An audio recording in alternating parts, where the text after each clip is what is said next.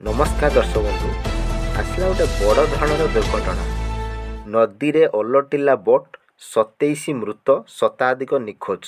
चलन संपूर्ण खबर पर नजर पकेबा। उत्तर नाइजेरिया रे बड़ अघटन।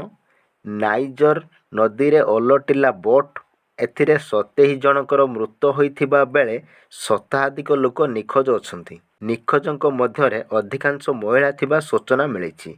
समस्त यात्री कोबी राज्यरू पड़ोशी नाइजर राज्य को जाउथिले। एने नाइजरर राज्य जरूरीकालीन परिचालना एजेंसी मुखपात्र इब्राहिम आडू गणमाध्यम को सूचना देइछंती। कोगी राज्य जरूरीकालीन सेवा मुखपात्र सांद्रा मूसांक अनुजाई गतकाली एही घटना घटिछि।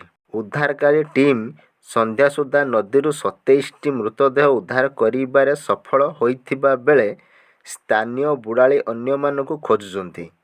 घटनार प्राय एजाएं कौनसी जीवंत व्यक्ति मिली नाहांती।